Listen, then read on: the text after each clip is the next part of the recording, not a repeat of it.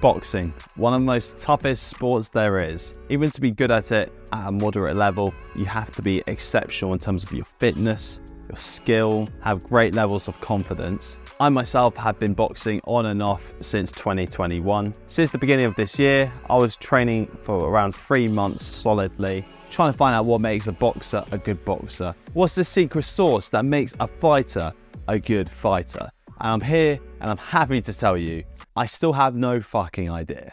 But all seriousness though, there are levels to becoming a good boxer. I cannot claim to be as good as some of the best in my club.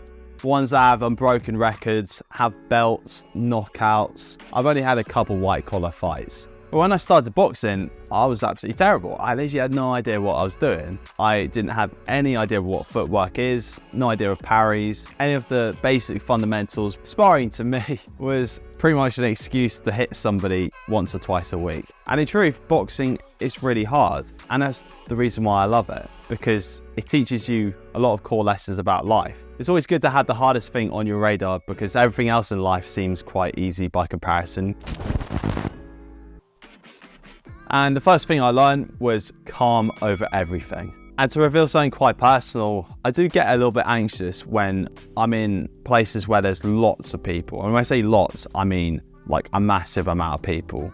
Like when I go to clubs, the first hour that I'm there, I'm freaking out a little bit, but then I get used to it, I get comfortable. Even when I go to festivals, I have this moment where I'm just so overwhelmed and anxious that it kind of hits me. But then I obviously realize that I adjust, and yeah, it's a really weird feeling. I can't kind of get my head around it.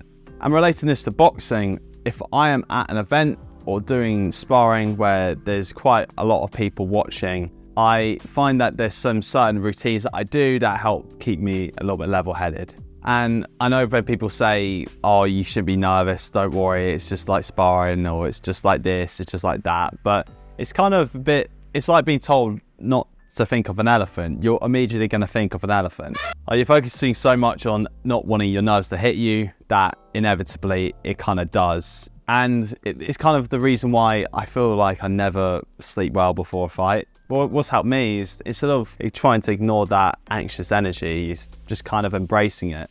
Like acknowledging how you feel about something is actually a really powerful thing, because it means, okay, this is actually affecting me. If you actually acknowledge what you're afraid of, what it does, it helps you create a game plan. And it also helps you reflect upon all the other times when you've been faced with a similar problem and you've been able to surpass it. And that is a really amazing thing. And in anything, if you're starting to feel anxious, you're feeling adrenaline spike in your body, the best thing to do is not take quick, shallow breaths. Really take deep, meaningful breaths. Because what happens is when you panic, you take shorter breaths, and it actually means that there's less oxygen going around your body, you get tired quicker. So deep, meaningful breaths is definitely the way to go. Now, another thing I've learned is routines for readiness. Always be ready. But what does that mean? That doesn't really make any sense. How can someone be ready all the time, like 100% ready? So something that's helped me on my boxing journey, and it's something that I do have a great appreciation for, is this idea of something called small wins. And if you guys follow me personally, you'll know that I meditate, I do yoga quite regularly. These activities together do obviously have the benefits in their own right, but together, I feel like they give me a unique mental edge. Like deep down, if I know that I'm looking after my body and I'm looking after my mind, when those things are being challenged, it means that I'm ready, I'm equipped for that situation. And this isn't just related to yoga and meditation. This is just all manner of positive habits that you can have in your life. This could be from small things like drinking the right amount of water per day, which if you don't know, it's 2.2 liters. This could be watching YouTube videos on boxing to help identify areas of weakness and places that you need to improve upon. And these all together, they do help with your readiness. And some methods of readiness that I use today when I'm doing sparring or fighting is as soon as I get into the ring, I'll start doing neck rotations, or I'll just let my arms hang on the ropes and just get them nice and loose, like loosening up my shoulders. Deep down, I know these things aren't gonna make a massive difference, but they do improve my readiness. Like I do these things every time, so my expectation of how I should feel should stay the same. Rugby players do something quite similar. Before they try and score a goal, they look at their hands before they take the kick. And just to finish off, it's the unfair advantage. Now, this point is named after a book that I really want to read, and it's something that's been mentioned by Ali Abdaal on one of his YouTube videos. Now, just for this example, you can think of any successful person, but I'm just going to say for this example, imagine the actor Brad Pitt. It's easy for us to assume that the reason why he's successful is because of the fact that he worked his ass off. He also had a bit of luck along the way. You probably think he did so many auditions and just happened to be in the right place at the right time when he got his big hit. And there is some element of truth in that, and I do feel that is one of the reasons why he is successful. But as human beings, we have a lot of strengths and weaknesses that are genuinely unique to us. And for Brad Pitt, his unfair advantage in this situation probably is the fact that he's ridiculously good looking. This probably led him to always aim for leading man roles, so that way he could maximize his effectiveness and therefore his unfair advantage. Yeah, even in his 50s, he's better looking than most men. And bringing this back to boxing, every boxer, even if they're trained the exact same way, is completely different. Every boxer is completely unique, has their own style. And what this comes down to is a combination of the experiences that they've had in and outside the ring. These things can obviously affect their mentality and how they end up fighting.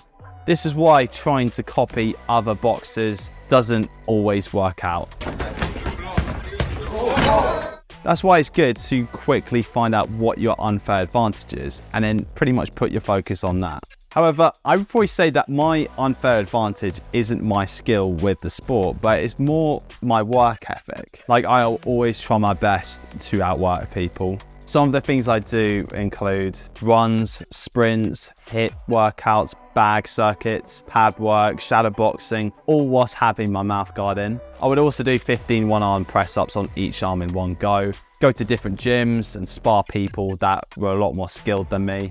Now, with some of the boxers in my club, I'd probably say that their advantage is the fact that they might be a southpaw. They might have a really good jab, have a powerful right hand, have like insane head movement. Like, everyone's built different, so the road to success is going to be a different path for everybody as well at the end of the day. And instead of trying to fight it and trying to be something that you're not, sometimes what it takes is just focusing on what you do really, really well and then just going 100% into that. Anyway, guys, that is it. I'd love to hear what your unfair advantage is. Definitely drop a comment in the comment section. And if you haven't done already, like, comment and subscribe, and I'm sure I'll see you in the next video. But yeah, you guys have a great day. Take care. Bye-bye.